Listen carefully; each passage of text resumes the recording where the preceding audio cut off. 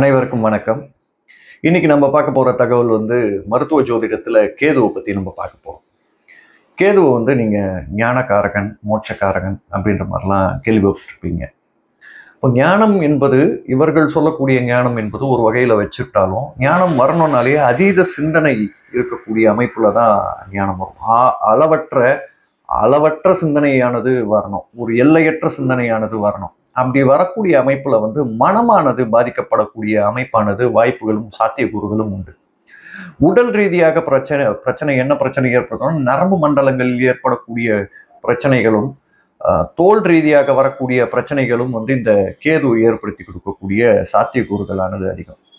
அதே மாதிரி இந்த புகைப்பழக்கம், குடிப்பழக்கம் இதனால் வரக்கூடிய பிரச்சனைகள், போதை வஸ்துக்களால் வரக்கூடிய பிரச்சனைகள், இது எல்லாமே ராகு கேது 2 பிளானட்டுமே ஏற்படுத்தி கொடுக்கும். அப்போ கேதுன்னு நீங்க சொல்லிட்டீங்கனாலே உடல் ரீதியான பிரச்சனையில நரம்பு மண்டலம்